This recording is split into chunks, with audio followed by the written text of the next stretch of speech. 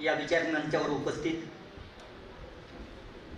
ज्यांना बघून व ज्यांचं वाचून आमच्यासारखे थोडेफार लिहायला लागले, बोलायला लागले,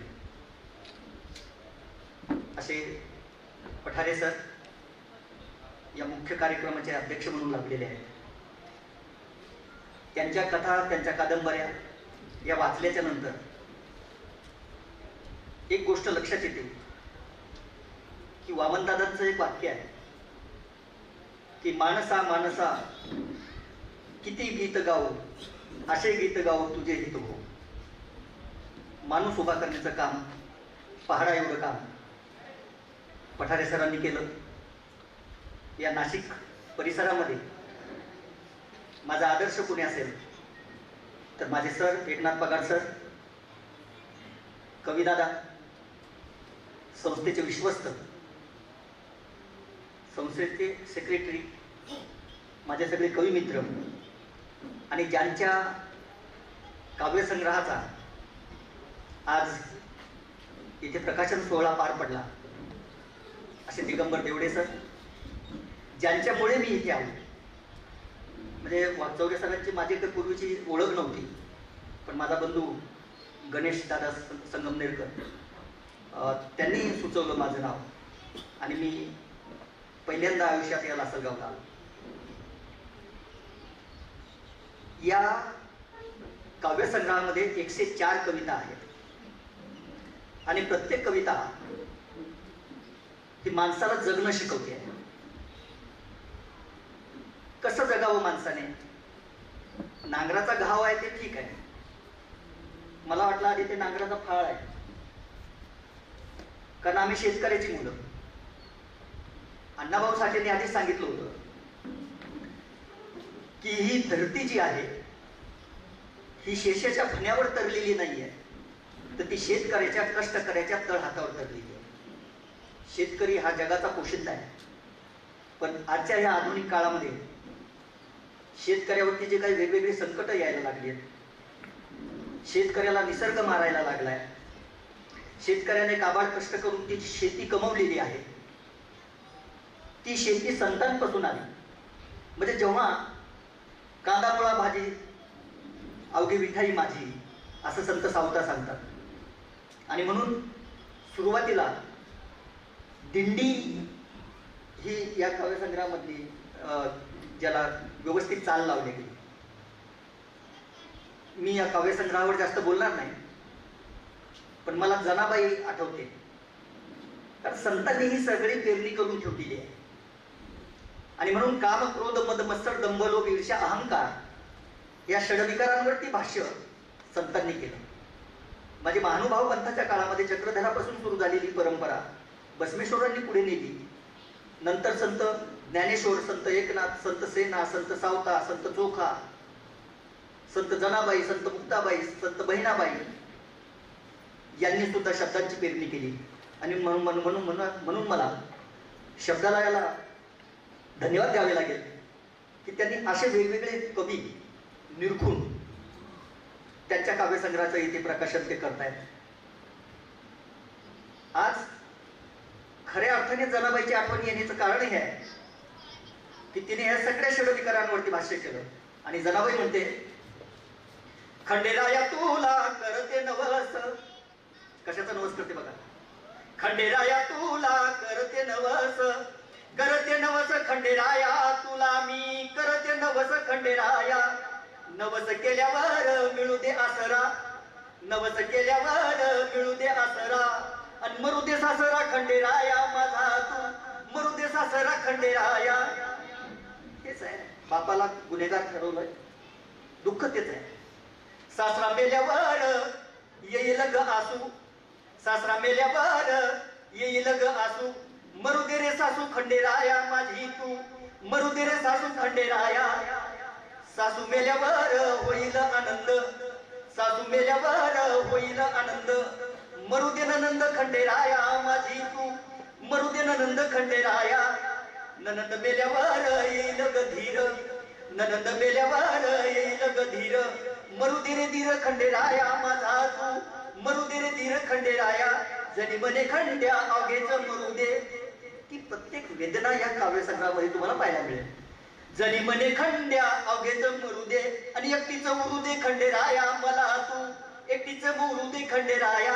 जो मीचा उल्लेख केला ना कविताला, ती मी यामध्ये सापडते आपल्याला. आणि म्हणून या सगळ्या संतांचा हा जो विचार आहे, तो विचार म्हणजे शिक्षण. शेतकऱ्यांच्या मुलांनी शिक्षण घेतलं पाहिजे. डॉक्टर बाबासाहेब आंबेडकर म्हणतात की जो कोणी शिक्षण घेईल, शिक्षण हे वाघिणीचं दूध आहे आणि तो गुरगुरल्याशिवाय राहणार नाही. आणि कोण कुठे फाटके, गावखेड्यातली माणसं, कोण कशाला मुंबई सारख्या 160 वर्षाची परंपरा असलेल्या विद्यापीठामध्ये प्राध्यापक म्हणून घेईल का? बरं, मी कुठल्याच अंगाने प्राध्यापकही वाटत नाही. म्हणजे आमचं जालना जिल्हा म्हणजे तसं दुष्काळीच ना, प्रचंड दुष्काळ तिकडे, कोरडवाहू. तिथे बद्रीनारायण बारवालेंनी शाळूवर प्रक्रिया केली आणि हायब्रिड नावाची जमात आणली. ते हायब्रिड खाऊ आम्ही हायब्रिडसाठी, पण बुद्धी मात्र तल्लख. कारण शिक्षण, आणि या शिक्षणामुळेच, शिक्षणाच्या दोरावर आज आम्ही तरुण आहोत, फिरतोय सगळीकडे, जगभरात फिरतो, सिनेमांमधून गातो. पण सिनेमामध्ये सुद्धा जी काही लोकगायकी आम्ही लिहितो ती अस्मितेचीच लिहितो. आता बंधूंनी बोलले की आमचा चौर्य नावाचा सिनेमा आला. त्या चौर्य सिनेमामध्ये मी एक कवन लिहिलंय. खरं म्हणलं तर ते शंकरराव धामणीकरांचं कवन आहे, पण त्याला थोडं वेगळ्या पद्धतीने आम्ही कलटणी दिली. एक बया नावाचं गाणं माझं आलं होतं. ते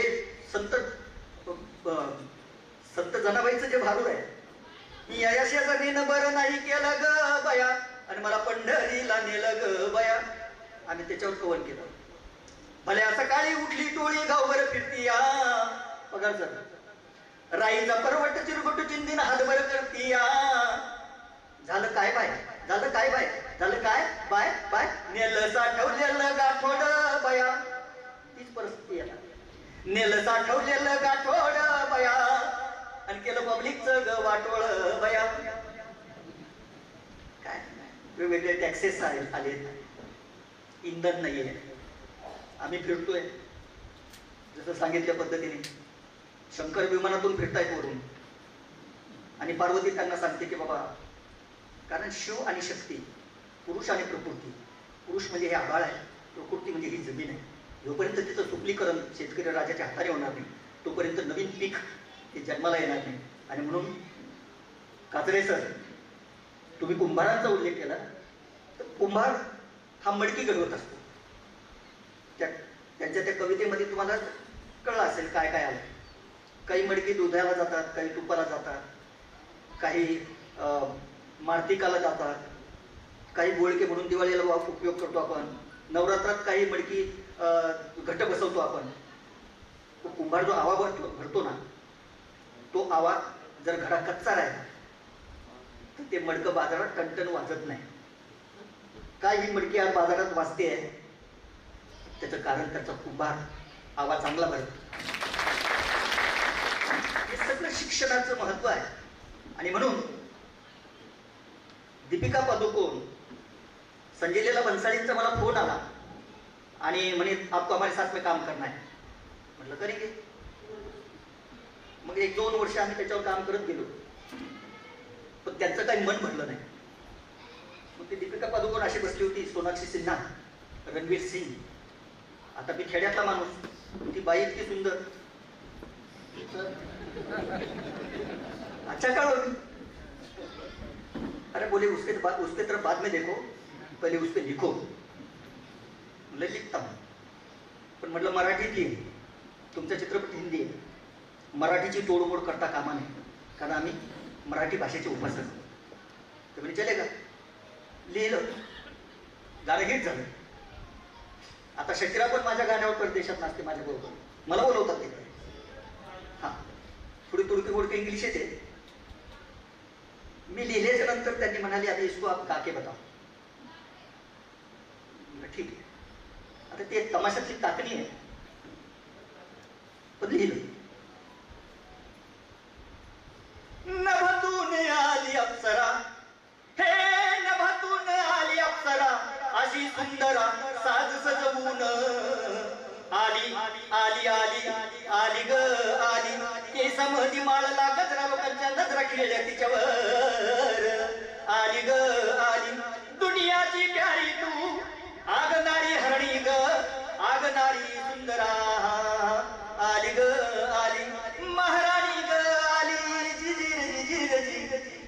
नजर जो तेरी लागे मैं दीवानी हो गई, मैं दीवानी, हाँ दीवानी मस्तानी हो गई. तेव्हापासून दीपिका पण माझ्या प्रेमात पडली. मी तिच्या तिन्ही रिसेप्शनला गेलो होतो. या नांगराचा घाव या दिगंबर देवडे सरांच्या काव्यसंग्रहाला मी शुभेच्छा देतो आणि थांबतो. धन्यवाद. आजच्या कार्यक्रमाचे अध्यक्ष सुप्रसिद्ध साहित्यिक रंगनाथ पठारे सरांना विनंती करतो की